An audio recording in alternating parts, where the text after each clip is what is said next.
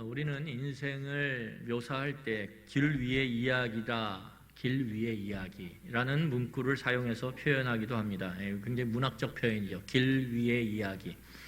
그래서 우리는 인생을 살아가면서 다양한 길을 갑니다. 다양한 길.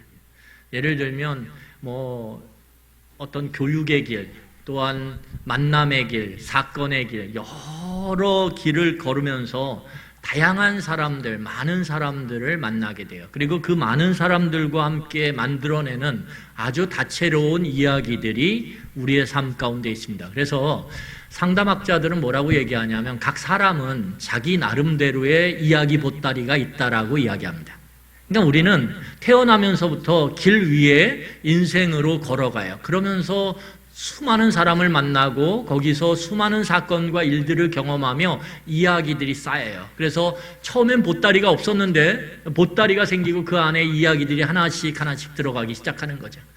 그래서 상담을 하는 사람들은 이 결혼의 관계를 이야기할 때 뭐라고 얘기하냐면 각각의 다른 보따리를 갖고 있는 사람들이 만나는 거라고 이야기를 해요. 그러다 보니까 한 가지 문제에 각자가 그 문제에 대한 이야기가 있어요. 그 이야기들을 끄집어내는 거죠. 그런데 달라요. 그래서 거기서 그 다름 때문에 생기는 게 뭐냐면 갈등이에요. 이 갈등을 어떻게 해결하느냐가 중요한 거죠. 갈등이 없을 수는 없다라는 거예요. 그래서 인생을 살아가는 데 있어서 갈등이 없는 만남, 갈등이 없는 모습은 없어요. 그 갈등을 어떻게 해결하느냐가 중요한 것입니다. 그래서 우리가 가끔 어떤 길을 가다 보면 예기치 않은 만남과 사건을 통해서 우리가 원하지 않는 순간을 맞닥뜨리게 돼요. 그러니까 그것이 어떤 학업의 길이든 아니면 직장의 길이든 어떤 사람을 만나서 내 평생을 같이 하려고 하는 어떤 그런 연애의 길이든 각자의 길을 가다 보면 예기치 않은 만남과 사건 속에서 원하지 않았던 순간이 딱 닥친다라는 거예요. 여러분 이런 것들은 여러분 얼마든지 경험하셨을 거예요. 그렇죠? 이때 정도의 차이는 있어요. 그렇지만 사람들은 내가 원하지 않는 순간을 길 위에서 만나게 될 때 두려움에 빠져요. 두려움에 빠져요. 여러분 군대를 갔는데 특별히 남자들은 그래요. 군대에 갔을 때 내가 원하지 않는 상황을 딱 만나잖아요. 그러면 두려움에 확 빠져요. 그리고 그 두려움만 있는 게 아니고 가고 있는 길에 대한 의심이 들어요. 의심. 여러분 학생이 열심히 공부를 해서 대학을 진학했어요. 그런데 대학에 들어가서 막상 공부를 하다 보면 참 이게 쉽지 않거든요. 쉽지 않아요. 그리고 그 가운데서 다양한 교수님들과 친구들과 선배들을 만나면서 내가 원하지 않았던 순간을 맞이할 수 있어요. 그럴 때 그 학생은 심각한 두려움에 빠지고 내가 지금 가고 있는 길이 맞나? 라고 하는 의심에 빠지기 시작해요. 일단 길에 대한 내가 가고 있는 길에 대한 두려움과 의심이 찾아오면 우리는 그 길을 빨리 벗어나고 싶어 하는 마음이 들기 시작해요. 여기서 빨리 벗어났으면 좋겠다. 저 사람과 그만 만났으면 좋겠다. 저 일을 그만했으면 좋겠다. 내가 가고 있는 길에 대한 두려움과 의심이 찾아오면 우리는 그 길에서 빨리 벗어나고 싶어 해요. 그걸 뭐라고 얘기하냐면 길로부터의 이탈이라고 이야기합니다. 길로부터의 이탈. 만남으로부터의 이탈. 일하는 그 일로부터의 이탈. 그래서 그 길 위로부터의 이탈은 다양한 형태로 나타나요. 헤어짐, 포기, 여러 가지의 모습으로 그 길로부터의 이탈이 이루어져요. 여러분, 이 길로부터의 이탈이라고 하는 점, 그 지점에서 가장 중요한 게 뭐냐면 그 길에 대한 이해예요. 그러니까 우리가 가는 길에 대한, 내가 지금 가는 길, 어떤 사람을 만났어요? 그러면 그 사람과 함께 가는 길, 내가 어떤 일을 하게 됐어요? 그러면 그 일을 하기 위해서 가는 길, 그 길에 대한 이해가 얼마나 있느냐에 따라서 우리는 그 길 위에서 뜻밖의 예기치 않게 만난 그 만남과 사건 속에서 받는 충격을 최소화할 수 있어요. 최소화.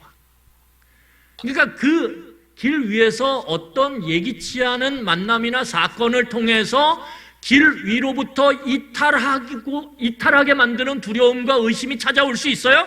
그런데 그것이 파국에 이르지 않도록 그 충격을 최소화할 수 있다는 거예요. 뭐를 하면? 길에 대한 이해가 바로 되면. 여러분, 학생이 대학을 가기 위해서 공부를 해요. 그런데 그 길로부터의 이탈하는 학생과 그 길이 힘들고 어렵고 예기치 못한 그 어려움을 만나지만 끝까지 가는 그 두 종류의 학생의 차이는 뭐냐면 자기가 가고 있는 길에 대한 이해도에 따라 달라진다는 거예요. 이게 지금 힘들지만 얼마나 중요한 지금 시간인지, 내가 지금 이 길을 가는 게 내 인생에 얼마나 소중한 것인지, 그리고 이 공부를 한다는 것이 모든 사람이 나만 힘든 게 아니라 다 힘든 것이라는 것, 이러한 길에 대한 면밀한 이해는 그 길을 갈 때 끝까지 가도록 만든다는 거예요. 끝까지 가도록. 여러분, 이런 면에서 보면 신앙생활도 비슷해요. 신앙생활을 다른 말로 바꾸면 믿음의 길을 걷는 거거든요. 지금 오늘 길의 이야기니까 신앙생활이 다른 말로 바꾸면 믿음을 갖고 길을 걷는 거예요. 그런데 이 믿음을 갖고 길을 갈 때 충격이 없냐? 있어요. 예기치 않은 사건이 많아요. 아까 우리 송 집사님이 기도할 때 기도하셨지만 우리가 예기치 않았는데 병이 찾아와요. 힘든 일이 찾아오고 나를 괴롭히는 사람들을 내 삶의 주변에서 만나게 돼요. 이럴 때 우리는 그 충격으로 인해서 내가 가고 있는 이 믿음의 길이 과연 옳은 길인가, 바른 길인가 의심하게 된다는 거예요. 의심하게. 여러분, 이때 그 길을 이탈하지 않고 그 길로부터 벗어나지 않고 그 길을 끝까지 가기 위해서 필요한 게 무엇이냐면 지금 가고 있는 길에 대한, 이 믿음을 갖고 걷는 길에 대한 이해라는 거예요. 내가 믿음을 갖고 가는 길이 어떤 성격의 길인지, 어떤 특징이 있는지를 이해함에 따라서, 그 이해 정도에 따라서 우리는 그 길을 끝까지 완주할 수가 있다는 것입니다. 오늘 예루살렘 입성의 이야기는 그 믿음의 길에 관한 우리의 이해가 얼마나 중요한지, 이 예루살렘 입성의 이야기를 통해서 오늘 성경 저자는 우리에게 그 믿음의 길, 그것을 이해하는 것이 얼마나 중요한 것인지 우리에게 이야기하고 있어요. 우리 그 이야기를 같이 한번 살펴보기를 바랍니다. 여러분, 예수께서 예루살렘을 향해 발걸음을 옮기셨어요. 이제 갈릴리부터 내려오셔서 이제 예루살렘으로 올라가셨어요. 이 예루살렘으로 들어가시기 전에, 왜? 이 예루살렘에 들어가는 이 기간은 이제 예수님의 공생의 마지막 기간이거든요.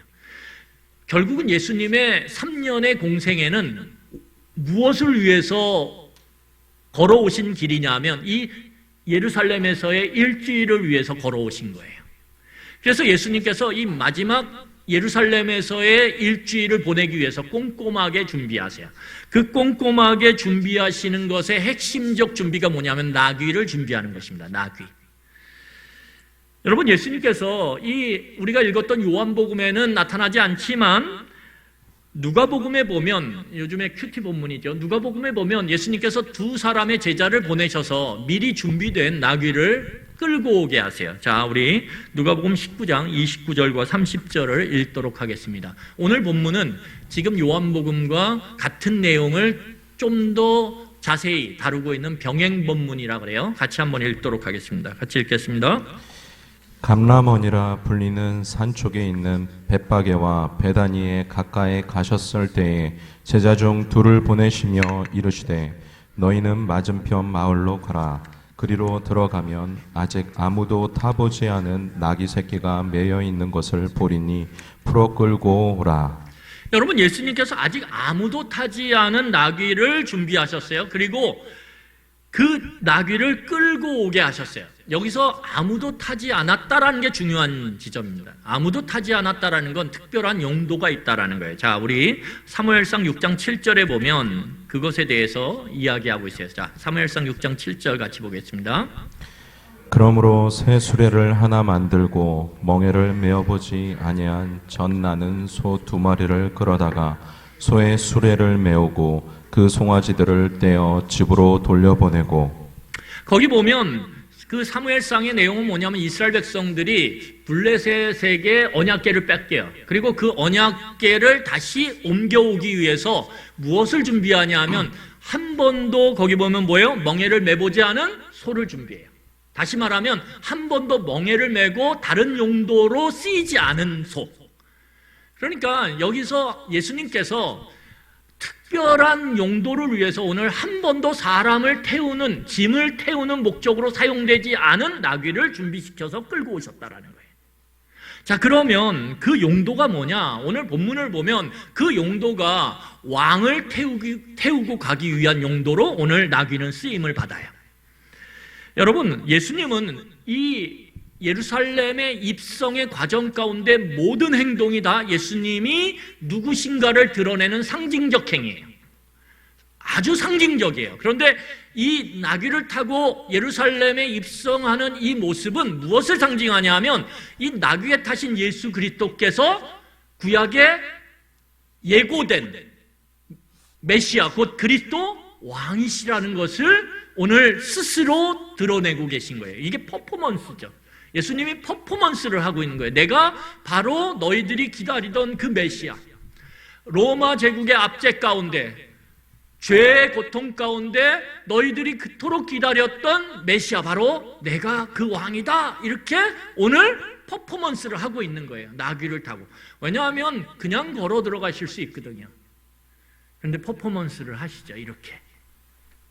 여러분, 예수님께서 준비된 나귀를 타고 예루살렘 성에 들어가셨어요. 그런데 그 성에 들어가자마자 예수님과 제자들은 놀라운 광경을 목격하게 됩니다. 그게 뭐냐 하면 수많은 사람들이 예수님의 입성을 환영했다라는 거예요. 환영했다라는 거예요. 얼마나 그 환영 인파가 대단했던지 제자들이 막 흥분하기 시작해요. 여러분, 그 예루살렘 성에서 예수님의 입성을, 나귀를 타고 들어오시는 예수님의 입성을 환영했던 군중들은 예수님을 향해서 환호하는 것뿐만 아니라 자기의 겉옷을 벗어서 예수님이 걸어오시는, 그 나귀를 타고 오시는 그 길에다가 깔아놨어요. 마치 카페처럼, 쫙 카페처럼 깔아놓는 거죠. 그리고 종려나무가지를 구해서 어떻게 해요? 그것을 또한 길 위에 폈어요. 자, 우리 마가복음 11장 8절을 보도록 하겠습니다. 이 마가복음 11장 8절도 오늘 본문과 동일한 내용을 다루고 있는 병행 본문이에요. 우리 같이 한번 살펴보겠습니다. 같이 읽겠습니다. 많은 사람들은 자기들의 겉옷을, 또 다른 이들은 들에서 뺀 나뭇가지를 길에 펴며. 여러분, 거기 보면 이 군중들의 행동, 이것은 왕을 맞이하는 모습과 유사해요. 이 군중들도. 왜냐하면 이 종려나무라고 하는 것이 무엇을 의미하냐면 왕 또는 메시아를 상징하거든요. 이 종려나무에는 특별히 이스라엘 사람들에게 마음에 담겨진 이미지가 있어요. 그 이미지가 뭐냐면 뭐예요? 왕과 메시아에 대한 이미지라는 거예요. 여러분, 우리 다른 나라 사람들은 무궁화를 딱 갖다 줘도 뭐예요? 뭐야? 이럴 수 있어요. 그렇죠? 그런데 여러분들한테 무궁화를 딱 갖다 주면 어떻게 할까요? 뭐야? 그럴 수 있어요. 요즘은 저희 때는 맨날 그 노래를 불러가지고 무궁화를 딱 갖다 주면 저는 자동적으로 이 노래가 나와요. 무궁화 무궁화 우리나라. 저는 그렇다니까요. 저는 교육을 그렇게 받았어요. 학교 가면 맨날 무궁화가 그 학교 교정에 늘 있어요. 무궁화. 저는 무궁화를 보면서 옛날에 참 이쁘지 않다 이렇게 생각했거든요. 무궁화꽃이 별로 안 이뻐요. 이게 보면 벚꽃이 예쁘잖아요. 이러면 또 제가 그 오해하지 마세요. 그냥 무궁화 너무 크고 막 이렇게 그렇잖아요. 조금만 시들어도 보기가 흉하고. 근데 무궁화만 딱 주면 저는 그 노래가 나와요. 그러니까 이스라엘 백성들에게 종려나무는 뭐냐면 그토록 기다리던 그들에게 자유와 참 평안을 가져다 줄 메시아 왕으로 탁 입력이 돼요. 그냥 연결이 돼요. 그래서 이 종려나무에는 뭐가 연결되어 있냐면 유대인들의 민족주의가 연결되어 있어요. 이렇게 압제당하고 고통당하는데 하나님이 보내신 메시아가 오셔서 우리를 자유케 하고 평화를 누리도록 이게 딱 연결되어 있어요. 그러니까 오늘 이 예수님의 예루살렘 입성을 맞이하는 군중들은 일정 정도의 왕, 메시아에 대한 이미지를 갖고 예수님을 맞이한다라고 얼마든지 볼 수가 있어요. 표면적으로는. 여러분, 또한 군중들이 오늘 보면 그 시편 118편의 구절을 외치면서 예수님을 맞이해요. 그 118편, 시편 118편의 구절이 뭐냐면 호산나 찬송하리로다 주의 이름으로 오시느니 곧 이스라엘의 왕이시여, 이 말이에요. 호산나 찬송하리로다 주의 이름으로 오시는 이 곧 이스라엘의 왕이시여. 이게 시편 118편에 나오는 유명한 순례자의 노래의 한 구절이거든요. 그런데 이 구절이 뭐냐 하면, 자, 호산나의 뜻이 무엇입니까? 제발 우리를 구해주소서, 이거예요. 제발 우리를 구해주세요. 이 압제와 이 고통 가운데서, 이 말이거든요. 그러니까 그걸 누구한테 그렇게 하소연하겠어요? 이 구약에서 선지자들이 예언한 그 메시아 왕, 그거죠.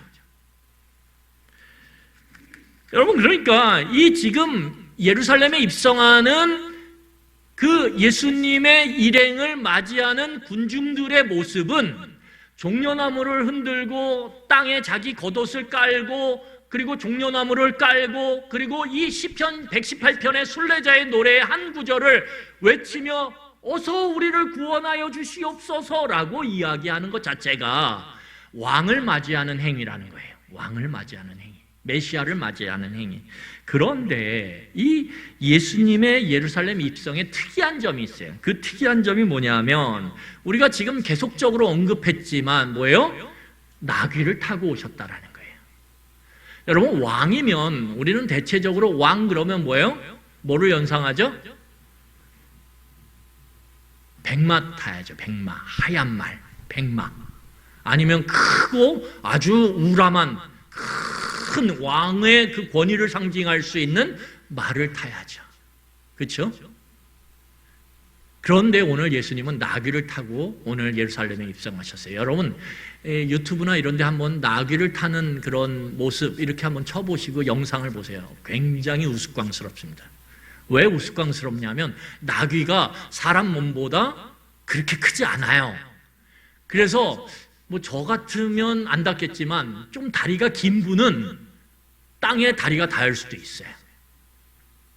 네, 그 정도로 우스꽝스러워요. 그 우스꽝스러운 모습으로 오늘 예루살렘에 입성하고 있다라는 거예요. 그러니까 약간 언밸런스하죠. 왕을 맞이하는 것 같고 예수님도 걸어가지 않고 나귀를 일부러 준비해서 타고 가셨다는 건 메시아 왕에 대한 상징, 생각이 있다라는 거예요. 그런데 그 자체의 모습은 우스꽝스럽다라는 거예요. 그러면 이것이 의미하는 게 뭘까요? 예수님이 의도적으로 자신이 왕이지만 그 왕이 어떤 왕인지를 오늘 보여주고 있는 거죠. 어떤 왕이죠? 오늘 보면 백성 위에 군림하는 왕이 아니라는 거예요. 백성 위에 군림하는 왕이 아니라는 거예요. 여러분, 의도적 행동은 반드시 메시지를 담게 되어 있습니다. 오늘 예수님께서 지금 하고 있는 행위는 다 의도적인 행위예요. 그 의도적인 행위에 메시지가 담기는데 뭐냐면 나는 왕이지만, 나는 메시아지만 어떤 왕이 아니에요? 군림하고 억압하고 찍어 누르는 왕이 아니라는 거예요. 오늘 예수님은 놀랍게도 자신이 겸손한 왕이고 빼앗는 왕이 아니고 주는 왕이고 억압하는 왕이 아니라 자유케 하는 왕이라는 것을 오늘 나귀를 통해서 드러내고 있는 거예요. 여러분, 예수님께서 예루살렘에 입성하셔서 그 헤롯 왕궁의 왕의 보좌로 가지 않으세요. 이건 무슨 말이냐면 예수님의 입성이 그 많은 사람들이 외치고 바랬던 정치적인 입성이 아니라는 거예요. 정치적인 목적을 위해서 예수님이 오신 게 아니라는 거예요. 자, 오늘 예수님은 무엇을 위해서 입성하셨는지 살펴보면 뭐라고 말씀하시냐면 하나님의 뜻을 이루기 위해서 하나님이 맡기신 임무를 성취하기 위해서 오셨다라고 말씀하세요. 그러면 하나님이 예수님에게 맡기신 그 성취하고자 하는 목적이 뭐냐 이거예요. 하나님의 뜻이 뭐냐 이거죠. 거기에는 정치적 목적이 없어요. 그러면 뭐가 있느냐? 자, 요한복음 12장 23절로 24절입니다. 자, 우리 같이 요한복음 12장 23절로 24절에 도대체 예수님이 왜 예루살렘 성으로 입성하셨는지, 그 목적이 뭔지, 하나님께서 맡기신 그 뜻이 뭔지를 한번 살펴보도록 하겠습니다. 같이 읽겠습니다. 예수께서 대답하여 이르시되 인자가 영광을 얻을 때가 왔도다. 내가 진실로 진실로 너희에게 이르노니 한 알의 밀이 땅에 떨어져 죽지 아니하면 한 알 그대로 있고 죽으면 많은 열매를 맺느니라. 이게 뭔 말이냐 이거죠. 자, 12장 32절로 33절에 그것을 좀 더 설명하고 있어요. 자, 12장 32절 33절 같이 읽겠습니다.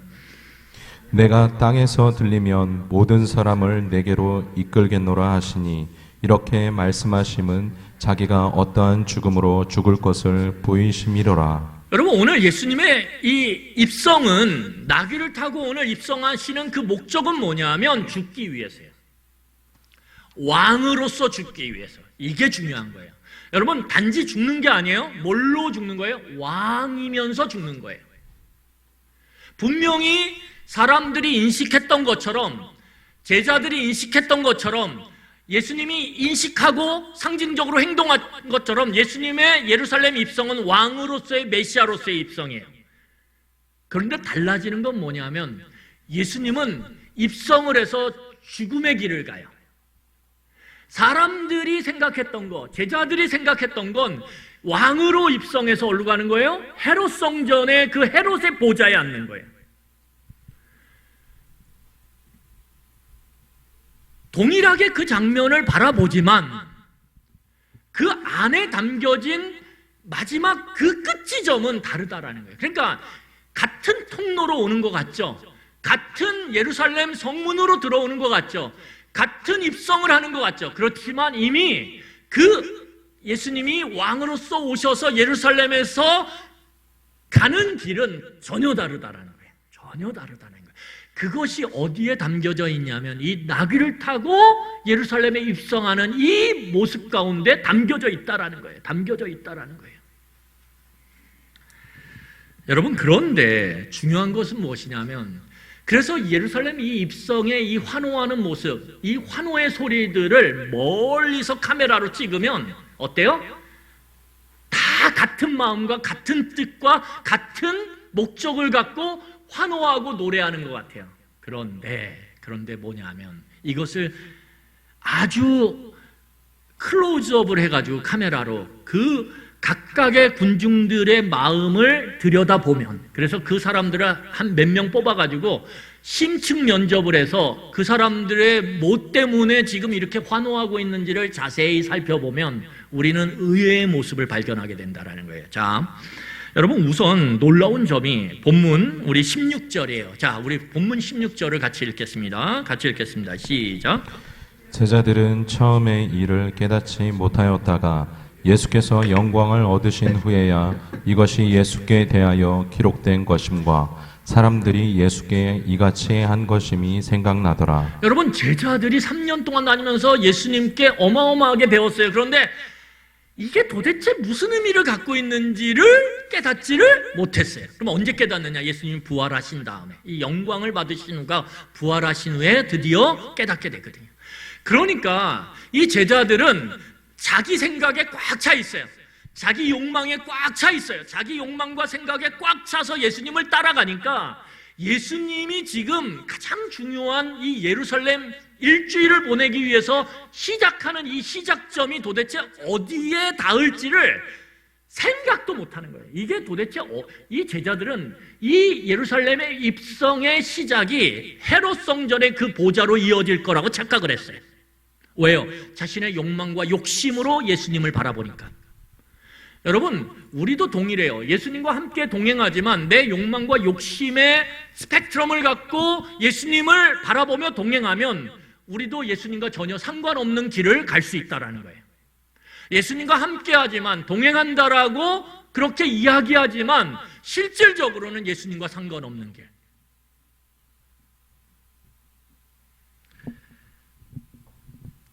제자들마저도 지금 예수님이 도대체 왜 나귀를 타시고 이 예루살렘 성 안으로 들어가시는지를 깨닫지를 못했다라는 거예요. 깨닫지를 못했다.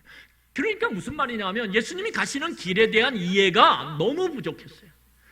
예수님이 가시는 이 길의 성격이 뭔지, 이 길의 뭐예요? 모습이 어떤지에 대해서 전혀 이해하지 못했다라는 거예요.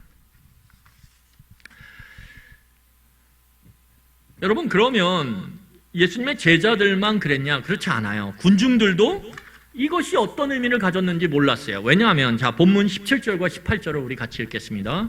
본문 17절과 18절입니다. 우리 같이 읽겠습니다. 나사로를 무덤에서 불러내어 죽은 자 가운데서 살리실 때에 함께 있던 무리가 증언한지라. 이에 무리가 예수를 맞음은 이 표적 행하심을 들었음이러라. 여러분, 오늘 뭐라고 얘기하냐면 예수님을 환영하던 그 수많은 군중들도 뭐 때문에 예수님에 대한 기대와 어떠한 일정한 소망을 갖고 예수님을 맞이했냐? 뭐 때문에요? 예수님이 이 예루살렘에 입성하기 바로 전에 뭘 하셨어요? 자기 친구 나사로를 죽음 가운데서 살려내셨거든요. 이 소문이, 여러분, 죽은 자가 살아났어요. 이 엄청난 소문이잖아요. 아주 특별해요.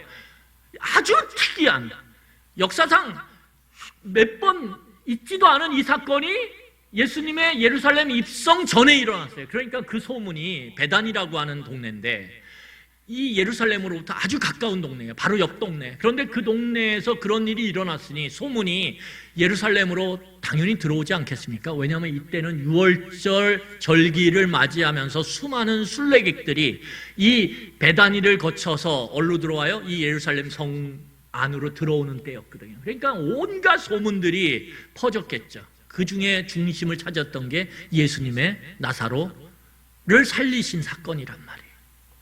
그러니까 그들에게 있어서 예수님에 대한 기대가 있어요. 야, 대단한 분인데? 우와, 뭔가 한 건 하는 거 아니야? 이런 아주 마치 로또 같은, 여러분 로또를 해보셨으면, 저는 안 해봤어요.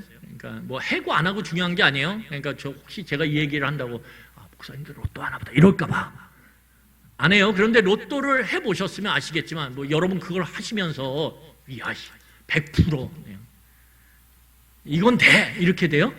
아니죠. 해고서 아유 되면 되고 안 되면 뭐 그렇지 뭐. 여러분 로또가 안 됐어요. 그렇다고 인생이 무너졌어. 그리고 그러세요? 또 안 됐나 보다 이러는 거죠. 마치 로또를 이렇게 번호로 기입해가지고 어떻게 해요? 이거 하나 한 것처럼 예수님에 대한 로또식의 기대가 그 군중들 안에 있던 거죠. 예수님이 뭔가 대단한데? 능력이 진짠가? 여러분, 오늘 이 군중들이 지금 아까 옷과 종려가지를 길에 펴면서 예수님의 일행을 환영했던 이 부분들은 예수님에게만 특이하게 했던 게 아니에요. 이거는 순례객들, 이 절기, 유월절 절기를 맞이해서 수많은 순례객들이 다양한 각지에서 이 예루살렘으로 찾아와요. 그런데 그 길이 굉장히 어렵고 힘들거든요. 목숨을 담보로 놓고 오는 길이에요. 굉장히 거칠고 힘든 길입니다. 강도떼들을 만나는 게 비일비재예요. 그렇기 때문에 이 예루살렘 성에 입성하는 순례객들을 많은 사람들이 맞이해줘요. 너무 애썼다고, 동병상련이죠. 막 같이 애썼다고, 여기까지 오느라고 힘썼다고 막 이렇게 그렇게 막 응원해주는 그런 전통과 관례가 있어요. 그리고 그 순례객들에게 순례자의 노래인 시편 118편. 왜? 그 순례객들은 뭐예요? 다 하나님의 구원하심, 하나님의 자유케 하심, 하나님의 억압 가운데, 내 고통 가운데 나를 살리심을 바라보면서 예루살렘에 오는 거거든요. 그러니까 당연히 그들에게 뭘 노래 부를 수밖에 없어요? 시편 118편의 순례자의 노래, 호산나 호산나 어서 우리를 구원하여 주시옵소서를 노래할 수밖에 없다라는 거예요. 그러니까 지금 예수님의 일행을 맞이하는 이 환영 인파들의 행동은 다른 사람들에게도 동일하게, 순례객들에게 동일하게 주어졌던 모습이고, 그것이 예수님에게는 좀 더 어떻게 해요? 특별하게 나타난 거예요. 왜? 아까 그랬잖아요. 나사로의 사건에 대한 기대감들, 마치 로또식 기대감들. 아유, 야, 뭔가 있는 거 아니야? 에이, 안 되면 말고, 이런 거죠. 왜 그러냐면 이 사람들은, 이 군중들은, 예수님의 예루살렘 입성을 맞이했던 사람들은 예수님을 어떻게 인식했냐면 이게 중요한 거예요. 자, 마태복음 21장 10절과 11절입니다. 마태복음 21장 10절과 11절. 우리 같이 한번 읽도록 하겠습니다. 같이 읽겠습니다. 예수께서 예루살렘에 들어가시니 온 성이 소동하여 이르되 이는 누구냐 하거늘 무리가 이르되 갈릴리 나사렛에서 나온 선지자 예수라 하니라. 여러분, 뭐라고 사람들이 예수님을 인식했냐면 무리들이 저 사람은 뭐예요? 나사렛? 선지자다. 갈릴리 선지자다. 이렇게 인식했다는 거예요. 선생이다 이거예요. 선생. 그 특별한 선생된 자, 선지자에게 뭔가 우리가 희망을 한번 걸어봐? 이렇게 하고 어떻게 한 거예요? 좀 더 환호한 거예요. 좀 더 환호. 그러니까 그들의 마음속에 예수님이 정말 메시아다 이게 아니라 선지자라는데 뭔가 좀 특별해. 기대를 좀 가져볼까? 여러분, 예수님이 예루살렘에 입성하는 그 입성에 대한 목적에 대한 이해와 이 제자들과 군중들이 예수님의 입성을 바라보는 그 이해는 전혀 달랐다라는 거예요. 면밀하게 살펴. 환영하고 환호하는 건 똑같아요. 여러분 교회 안에서 찬양하고 말씀을 들을 때 환호하고 다 막 와 은혜다 막 그래요. 그런데 면밀하게 심층 조사를 하면 어때요? 사람마다 다 다르다는 거예요. 그 말씀이 도대체 내게 어떤 의미인지가 다 달라요. 다 달라요. 중요한 건 뭐냐면 예수님의 이해와 군중의 이해, 제자들의 이해가 달랐다라는 거예요. 달랐다. 왜요? 다름은 어떤 문제를 만들어내냐 하면 이 다름은 제가 말했잖아요. 갈라지게 만들거든요. 여러분 달라요. 그러면 어떻게 해요? 갈라지죠. 그래서 뭐예요? 우리가 이 사자성어에도 있죠. 뭐가 있죠? 유유? 이렇게 하면 딱 나와야 돼요. 유유? 그렇죠. 유유상종이죠. 다 각기 자기랑 색깔이 비슷한 사람끼리 만나게 돼 있어요. 이게 세상의 특징이에요. 세상의 특징. 여러분, 그래서 다르면 갈라지게 돼 있어요. 자, 예수님의 입성의 그에 대한 이해가 밖에서 멀리서 볼 땐 다 환호하고 왕으로 메시아로 그렇게 영접하는 것 같아요. 그렇지만 속으로 들어가면 심층 면접 조사를 하면 각각의 생각이 다 달랐다는 거예요. 제자들마저도. 그러면 어떤 일이 일어났냐? 이 다름이 만들어낸 결과가 뭐냐? 예수님은 길에 대한 이해, 내가 왜 이 예루살렘 입성을 해야 되고 이 길을 가야 되는지에 대한 이해가 분명했어요. 그래서 아까 뭐라고 말씀하셨어요? 내가 죽기 위해서 왔다라고 말씀하시잖아요. 내가 죽기 위해서. 그러니까 예수님은 입성 자체가 이제 죽으러 가는구나. 그래서 제자들에게 몇 번이나 3번에 걸쳐서 예루살렘 성에 들어오기 전에 뭐라고 얘기하시냐면 내가 죽으러 간다라고 얘기해요. 그럴 때 제자들이 말리죠. 아니되옵니다 이렇게. 그럴 때 예수님이 뭐라 그랬어요? 그 앞에서 막았던, 예수님 절대 그러시면 안 돼요 라고 막았던 베드로를 향해서 사단아 물러가라 이렇게 얘기해요. 그건 되게 완화된 표현이에요. 그 표현을 리얼하게 얘기하면 사단 쉐끼야 이거예요. 죄송합니다. 이 표현 사단 쉐끼야 물러가 이거예요. 이거 예수님 욕한 거예요.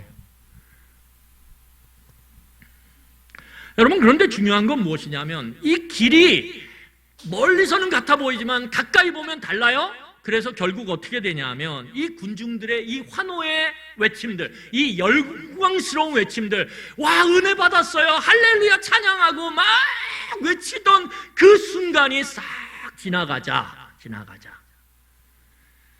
그들의 외침은 뭘로 바뀌어요? 자, 우리 마가복음 15장 12절과 13절에 그들의 그 환호하던 외침이 그 며칠이 지나지 않아서 뭘로 바뀌냐면, 자, 우리 같이 읽겠습니다. 시작. 빌라도가 또 대답하여 이르되 그러면 너희가 유대인의 왕이라 하는 이를 내가 어떻게 하랴? 그들이 다시 소리 지르되 그를 십자가에 못 박게 하소서. 여러분, 그들의 그 호산나 호산나 왕이시여 우리를 구원하소서 이 외침이 뭘로 바뀌어요? 며칠 후에 못 박아서 죽여. 이걸로 바뀌죠. 왜 그러냐면 길에 대한 이해가 다르기 때문에 그래요. 길에 대한 이해가 없기 때문에 그래요.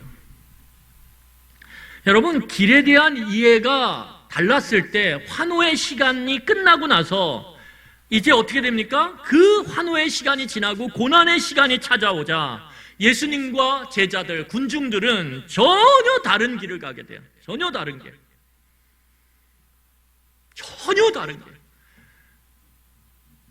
환호했던 자들이 예수님을 못 박아 죽이려고 끝끝내, 그래서 여러분 이 마가복음의 표현이요, 다른 성경 본문에 보면 뭐라고 표현되냐면 이렇게 표현돼요.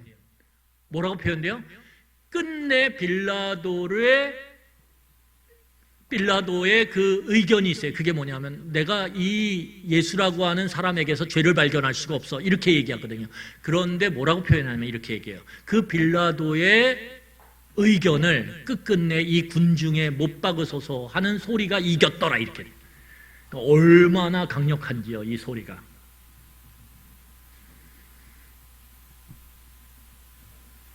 여러분, 예수님은 이 예루살렘 입성과 그 입성 가운데 걸어가야 될 그 길에 대한 이해를 갖고 끝까지 가셨어요.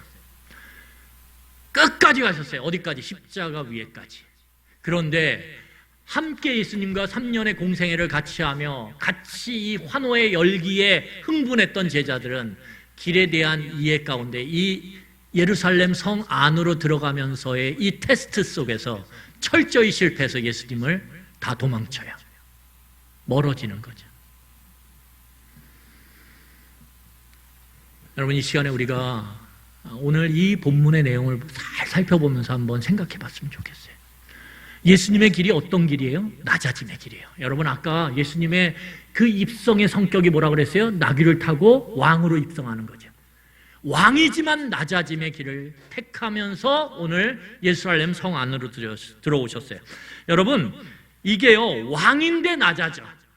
이거는 세상적 관점에서는 이해할 수가 없어요. 왜요?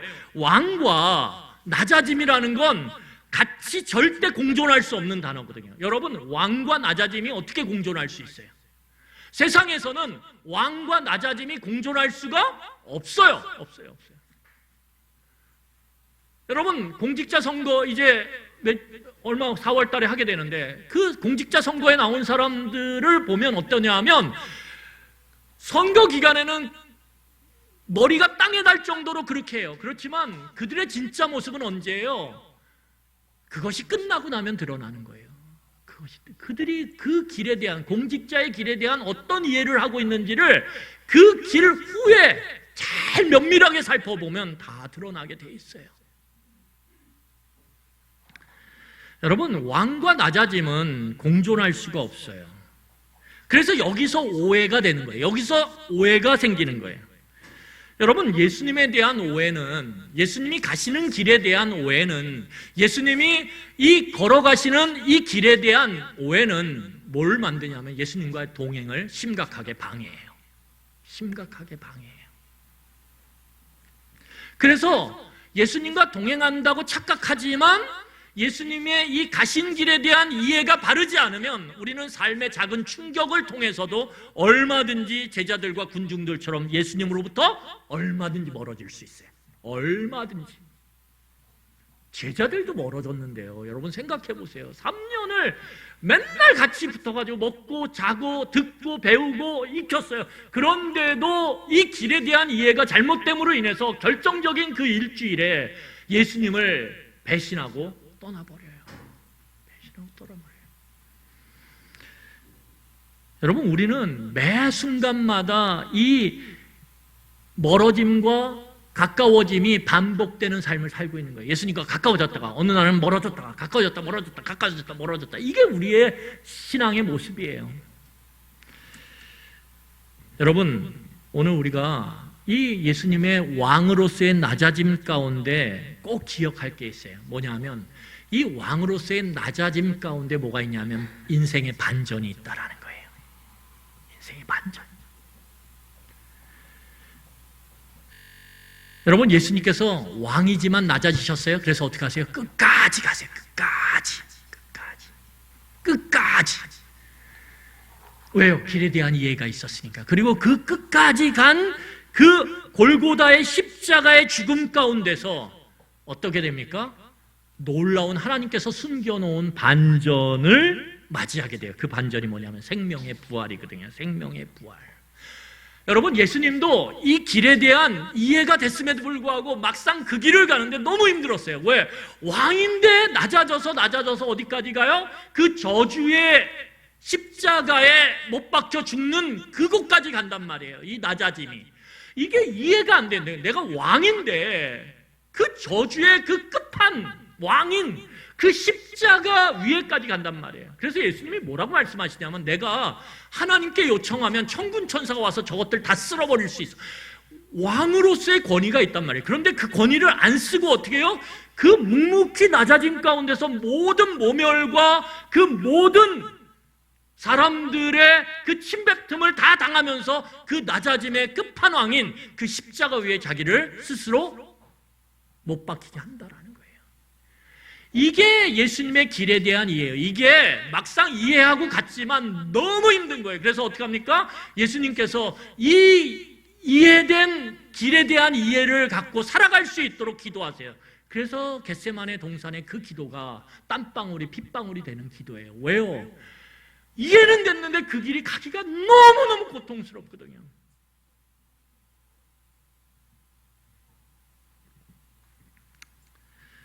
말씀을 정리하겠습니다. 여러분, 우리도 예수 안에 있는 자들이에요. 그렇죠? 예수를 믿는 자는 예수 안에 있는 자들이죠. 예수 안에 있는 사람들이 걸어가야 될 길이 뭐예요? 이 낮아짐의 길이라는 거예요. 낮아짐의 길. 여러분, 이 낮아짐의 길의 끝에 뭐가 있어요? 하나님의 반전이 기다리고 있는 거예요. 그 십자가의 죽음의 그 낮아짐의 끝에 하나님의 놀라운 반전, 부활의 생명이 있는 거예요. 여러분, 고난의 길 끝에 하나님의 반전이 기다리고 있어요. 하나님의 뜻을 위해 고난을 묵묵히 견뎌내는 그 끝에 하나님이 준비하고 계신 놀라운 하나님의 반전이 있다라는 거예요. 그게 뭐예요? 높이심이에요. 영광의 자리로 높이심. 여러분, 이게 예수님이 가신 길의 특징이에요. 이게 예수님으로 하여금 그 길을 가도록 만드신 하나님의 계획이에요. 하나님은 낮아짐의 길을 통해서 하나님의 그 낮아짐의 길의 끝에 하나님의 놀라운 준비된 반전을 오늘 갖고 기다리고 계세요. 우리를 맞이하기 위해서. 여러분, 로마 주화가 있어요. 로마 주화가 보통 그때 금주화였는데, 이 로마 주화를 만드는 과정이 10개의 과정이 있습니다. 10개의 주조 과정이 있어요. 그래서 쭉 돼서 9개의 주조 과정이 끝나면 10번째 뭘 하냐면, 검수하는 사람이 다 검사를 해. 면밀히 검사를 한 다음에 그 9개의 과정 중에는 뭐가 있겠습니까? 녹이고 때리고 녹이고 때리고 녹이고 때려서 그걸 연단하겠죠. 단단하게. 그리고 마지막에 이게 괜찮구나. 이 주화로서의 가치가 있구나 판정이 되면 마지막 10번째 과정에서 검수관이 어떻게 하냐면 황제의 얼굴을 그 주화에다 찍어요. 그러면 그 주화는 엄청난 영광을 갖고 이제 사람들에게 퍼지기 시작하는 거예요. 여러분, 이것과 유사해요. 하나님이 만드신 세상의 원리 가운데 하나님의 백성이 걸어가는 길, 하나님의 영광과 높아짐을 경험하는 길은 낮아짐을 경험하지 않고는 불가능해요. 여러분, 왕으로서 예수님은 통치하실 수 있어요. 그런데 그 왕으로서의 통치가 생명의 통치가 되느냐 아니면 죽음의 통치가 되느냐는 뭐에 따라 달라지냐면 낮아짐에 따라 달라지는 거예요. 여러분, 세상 왕이 생명의 통치를 해요. 그러면 반드시 그 사람에겐 뭐가 있어요? 백성을 긍휼히 여기는 낮아짐이 있다라는 거예요. 마음의 눈높이를 높여서 백성을 바라보는 그 마음, 그 낮아짐이 없이는 왕의 통치는 생명의 통치가 될 수 없고 죽음의 통치가 될 수밖에 없어요.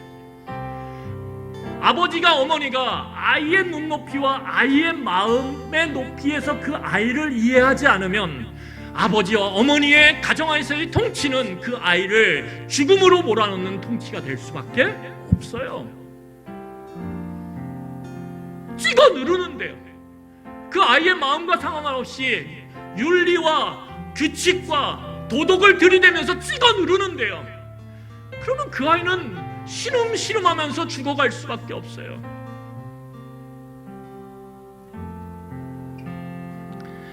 여러분, 그 낮아짐이 예수님의 통치가 생명의 통치가 될 수도 있고 죽음의 통치가 될 수도 있는 걸 가르는 거예요.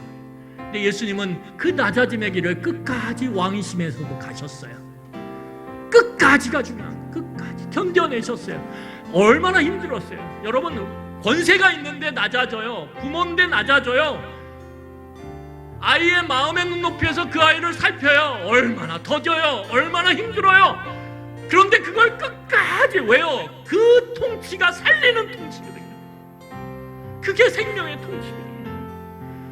나를 죽이고 내 성질을 죽이고 그리고 그렇게 그 아이의 마음의 눈높이에서 끝까지 낮아지는 것이 그것이 생명의 통치거든요.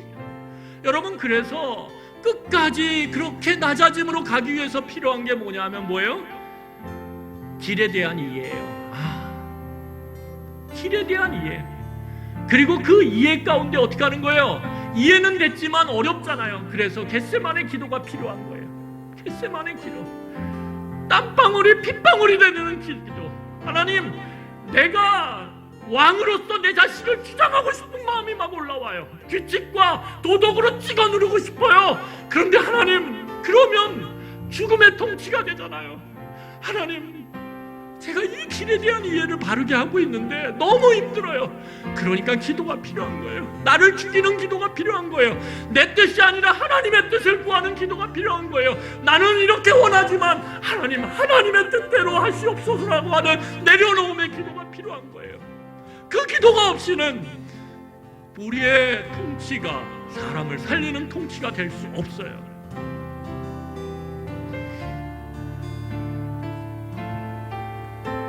여러분, 이 시간에 우리 같이 좀 이 찬양을 우리 기억하시면 같이 찬양했으면 좋겠습니다. 우리 약할 때 강함 대신에 우리 같이 이 시간에 우리 같이 좀 이 가사를 기억하며 찬양했으면 좋겠습니다.